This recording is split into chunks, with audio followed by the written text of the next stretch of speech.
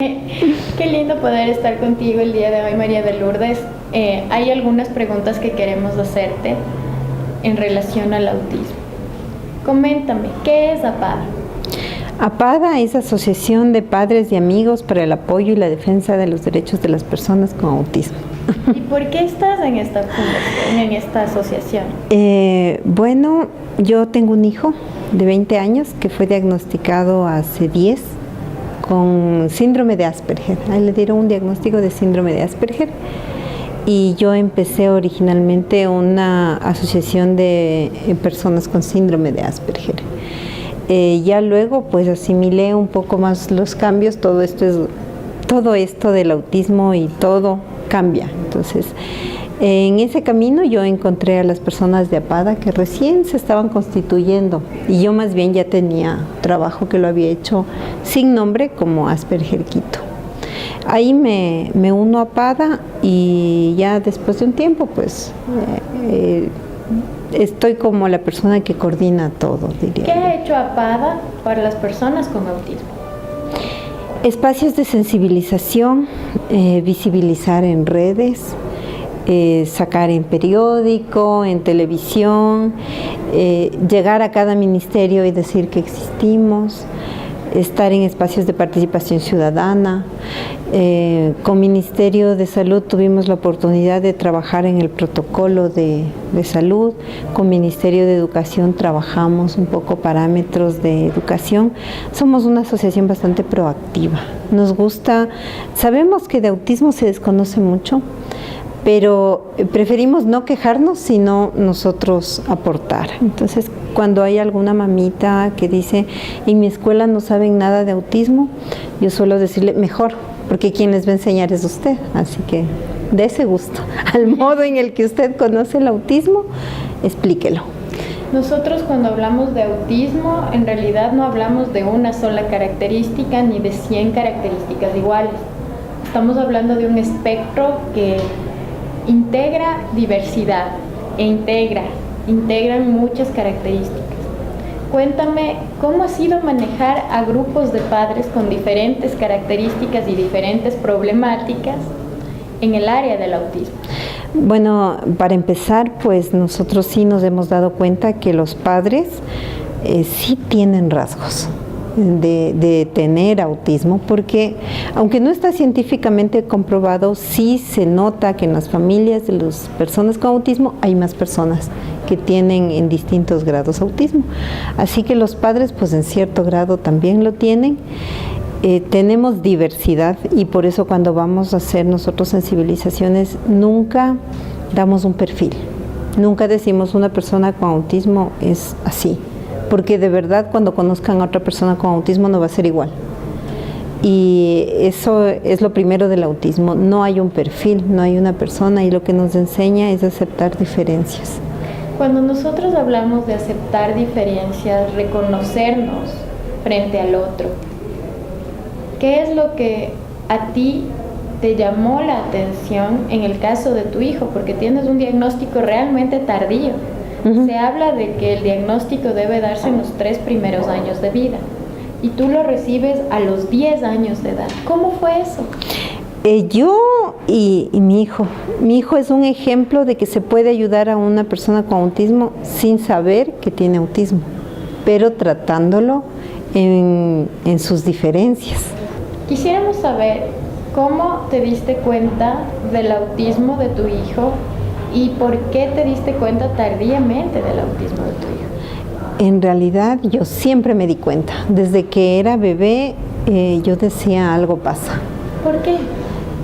Son distintos, no es tan mal, eso también es una base del autismo, no es que es tan mal, son diversos, es distinto su comportamiento. Entonces yo incluso consulté con médicos y les decía, es que mi hijo es diferente, mi hija hace esto pero él no lo hace, mi hija aprende por imitación y él no. Y el médico me decía, no, es que cada niño es distinto. Y yo le decía, no, es que algo tiene, porque no es igual, no reacciona igual. Y a los 3 años él sí tuvo problema de lenguaje. Entonces, si mi hijo hubiese sido diagnosticado a los 3 años, recordando yo cómo se comportaba él, posiblemente sí le hubieran diagnosticado con un autismo severo. Pero sí tuve una muy buena terapista de lenguaje, que yo estoy segura no era solo terapista de lenguaje. Yo creo que tenía mucha más experiencia en otras áreas, y ella le trató lo conductual, que yo diría, me trató a mí lo conductual, porque lo conductual es un reflejo de lo que hacemos en la casa. Entonces a mí me dijo cómo debo trabajar con él, y él corrigió la parte conductual. Ella le enseñó a quedarse quieto, porque él era como cualquier niño con autismo severo, no hablaba y se daba las vueltas y corría y no se sentaba, y no había cómo trabajar con él. Sin embargo, ella cogió y le dio terapia de lenguaje. Pero tuve así la gran suerte de que fue todos los días, y por un buen tiempo, en como 2 o 3 meses, él ya hablaba y se pudo incluir. Y con así tips que ella me dio, creo que empecé a sobrevivir un poco. Sí, otra vez les llevé yo a diagnosticar y me dijeron que tenía hiperactividad. Este es uno de los casos más comunes. Las personas con autismo suelen ser erróneamente diagnosticadas con TDAH, trastorno por deficiencia de atención con impulsividad, hiperactividad o de tipo combinado. ¿Qué hiciste en ese momento? Bueno, recuerdo que me mandaron medicación y bueno, yo justo encontré otra escuela que me encanta, que es una educación distinta, Educación Baldor, y una persona de ahí me dijo: es su decisión, mamita, porque al final usted es la mamá, pero pruébele quitarle todo lo que es artificial y observe el comportamiento de su hijo. Quítele la pastilla, no le dé lo artificial y observe si él mejora. Y sí fue así. Entonces suspendí todo lo que era cosas artificiales y él mejoró. Entonces yo misma quité la medicación. El neurólogo se enojó, me puso una nota que yo le quité la medicación sin consultar. Dije, ni me importa. Y bueno, de ahí una mamita que me conocía, porque en este camino uno ya empieza a contactarse con más personas de niños con discapacidad. Ella tenía un niño con síndrome de Down. Me dijo, me sugirió otra psicóloga.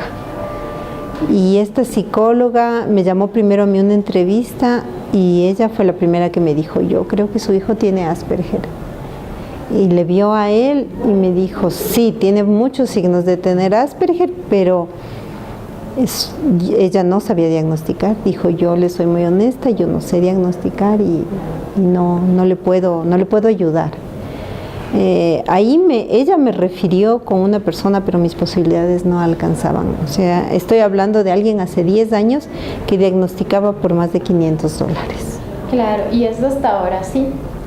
Ahora es más. Sí. Ahora es más. $1,200 cuesta un diagnóstico en el Ecuador, y en Estados Unidos es gratuito, por ejemplo. Cuéntame, ¿cómo es un verdadero diagnóstico de una persona con autismo? Bueno, en realidad no es tan necesario que le digan si tiene o no tiene autismo. Eso es lo primero que yo sí les digo a las familias, ¿no? Si buscan un diagnóstico, ¿tiene autismo o no tiene autismo? No le dice nada, porque es tan amplio el espectro y el rango que no le están diciendo nada. Necesita un psicólogo que haga una verdadera investigación, que eso es un informe psicológico con unas 10 sesiones mínimo, y le dé un informe de todo el perfil de él, de cómo está en lenguaje, características emocionales, conductuales, sociales, de interacción, de trabajo en grupo. ¿Qué más consideras que es importante dentro de ese informe? Ese informe es sobre todo útil. Y útil para la mamá, para la escuela, para los otros terapistas, para todos. Y sí debe ser mínimo unas 10 sesiones.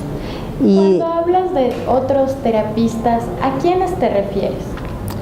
Bueno, no sabemos según el informe. Hay quienes necesiten terapia de lenguaje, hay quienes necesiten terapia ocupacional, hay quienes necesiten ir a otros médicos, porque además podría detectarse que tienen otras comorbilidades, otras cosas además de autismo. El autismo es puede estar con cualquier otro síndrome o cualquier otra cosa. Dicen que el autismo nunca va solo. ¿Qué comorbilidades has visto dentro de APADA? Las más comunes son epilepsia, creo que es de la más común, y por esa obviamente sí deben ser medicados, si tienen epilepsia. Si tienen otro tipo de comorbilidades que no ameritan medicación, pues no. Suelen sugerir terapia conductual, pero como le comentaba, yo sí creo que la terapia conductual es a los padres, es al entorno, más que al hijo. El niño con autismo lo que hace es reflejar lo que los papás hacemos o no hacemos. El niño, lo único que la persona con autismo no tiene es la vergüenza social que le ayude a corregirse. Entonces, si en la casa hacemos algo que se nos va la mano, el niño regular llega y por vergüenza social cubre eso y va aprendiendo características de otros niños. Esa es la facilidad que no tiene el niño con autismo. Entonces llega a la escuela y refleja clarito y agranda todos nuestros errores. Entonces, si yo le dije algo que se me pasó de tono, él lo va a agrandar. Cuéntame, dentro de estas cosas, una anécdota con tu hijo. Oye, hay un montón. De las que más me impresionó, en las que yo de verdad entendí el pensamiento lógico que ellos tienen, porque ellos tienen un pensamiento a extremo lógico que no sé por qué a nosotros no se nos ocurre. Fue que como papás siempre les decimos que el dinero no crece en los árboles. Y él me dijo, verás, los billetes son hechos de papel y el papel viene del árbol, así que en teoría el dinero sí crece en los árboles. Y entonces yo dije, sí tiene razón. Y él tenía unos 5 años cuando sacó la deducción de que sí, el dinero sí crece en los árboles. Cuéntame, en APADA, ¿qué servicios dan a los padres? Bueno, nosotros primero tenemos unos conversatorios, son servicios gratuitos. Los días martes es un conversatorio abierto, no es un nivel profesional, es papitos hablando, conversando de un tema. Como sobrepasamos un WhatsApp, pues ya abrimos otro. Entonces en los dos se trata el mismo tema y entre Ivonne y yo por lo general nos turnamos el ir dando un poquito de apoyo, un poco de luces en cuanto a asesoría con un poco más de experiencia. No diría que nosotros sabemos todo, tenemos un poco más de experiencia. También hay un conversatorio de adultos que se empezó recién y es los días jueves en un grupo de WhatsApp de adultos. Este recién va a ser el segundo conversatorio. El grupo de adultos también es diríamos un servicio de APADA, pero lo que buscamos es que el grupo de adultos se fortalezcan ellos mismos. Entonces no es nuestra idea que sea un grupo al que yo le ponga reglas y al que yo lo maneje, porque es justamente lo que no quiero. Lo que buscamos es facilitarlas. ¿Qué necesitan? Un espacio, aquí está. Necesitan tambores, pues intentamos buscar.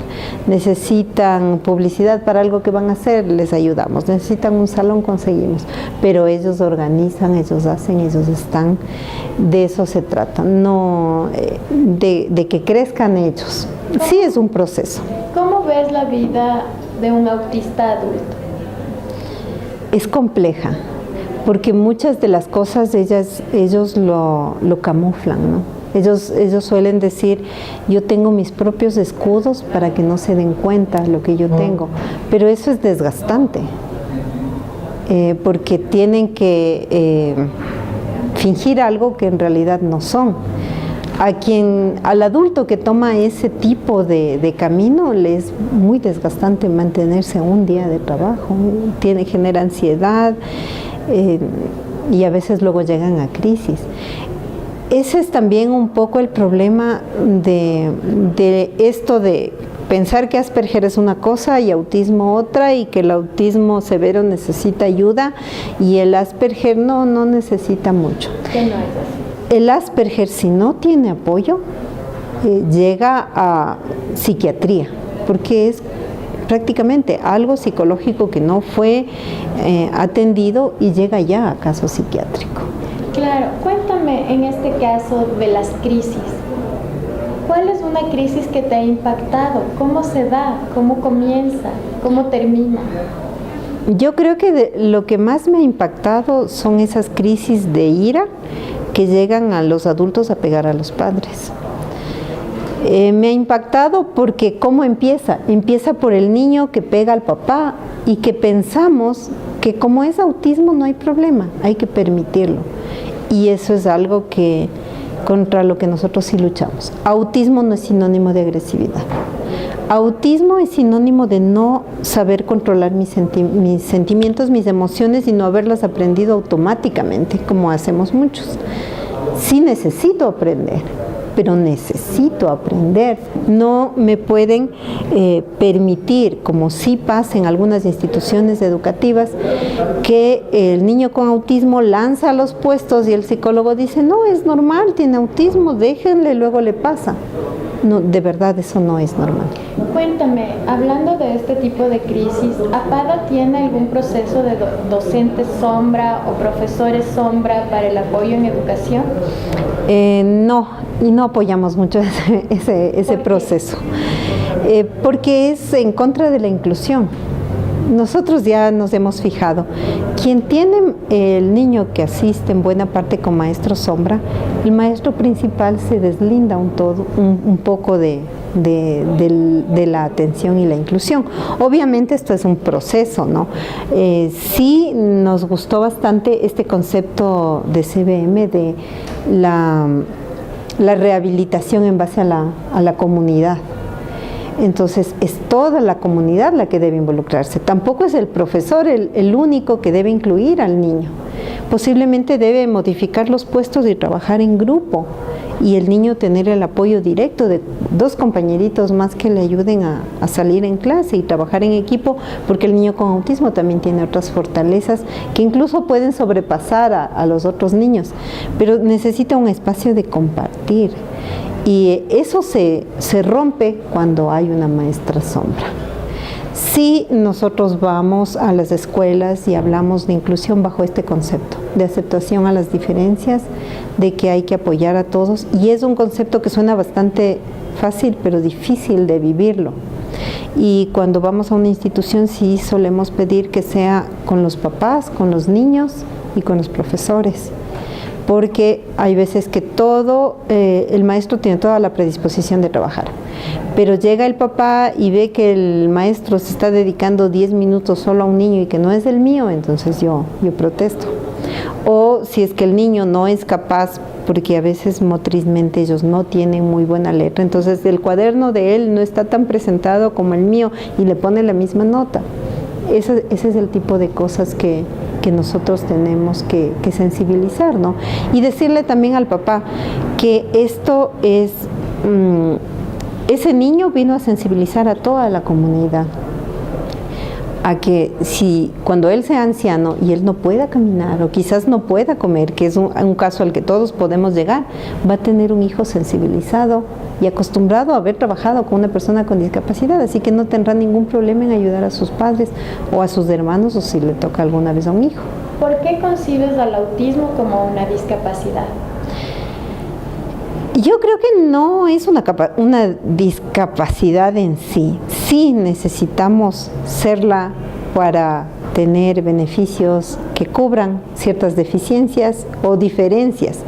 Y yo cuando hablé con mi hijo del carnet que él tiene y de la discapacidad entre comillas, yo le dije, tómalo como algo en lo que tú estás en desventaja. Eres como una persona que viene del extranjero en un ambiente al que no estás acostumbrado, por el que te irritas, por el que no toleras ir en bus, por el que no soportas cuando tus compañeros hacen ruido, y este carnet es un carnet de vulnerabilidad en realidad que te ayuda a tener ciertos derechos que compensen esas dificultades que tú tienes, como lo sería casi un carnet de refugiado. Y es el concepto que incluso nosotros estamos trabajando con el Ministerio de Salud, no solo en autismo, sino en todas las discapacidades, porque una persona ciega también es muy capaz de ser un máster, un PhD, solamente que no puede adaptarse al tipo de educación que nosotros manejamos. Y ellos son un reflejo de que el tipo de educación que nosotros manejamos es el que está mal. En realidad no son ellos. Es un tipo de educación que no está bien ni siquiera para las personas que no tienen autismo. Y ellos lo que son es un reflejo grande, un macro de lo que está pasando. Si en vez de ver al niño como este niño porque está aquí todo debería ser igual, lo miran como el pretexto para cambiar un sistema y para tener un sistema de enseñanza más individualizado, sería mejor. Coger al niño como autismo como el pretexto para cambiar todo. Como APADA, ¿qué nos recomendarías a los profesionales que están viendo esta formación? Es difícil para empezar. O sea, el autismo es más fácil decirlo que vivirlo, y lo digo porque yo lo he vivido.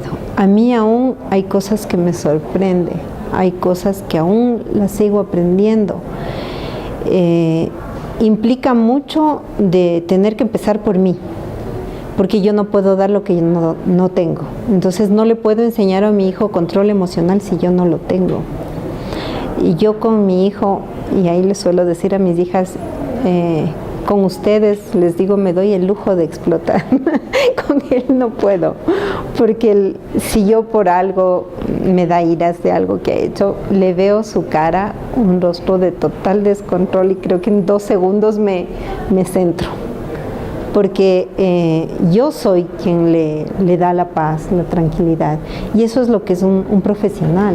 Él le transmite lo que él tiene al niño, pero si él no sabe cómo llegar a dar clase, y también si él también tuvo un problema en casa y no está bien, y psicológicamente tiene problema y está alterado, no va a poder manejar la clase. Entonces nosotros también trabajamos esto de la disciplina positiva, y es que el profesional, el adulto, primero se dé cuenta de que él debe capacitarse y él debe estar bien, y ahí va a contagiar eso al hijo.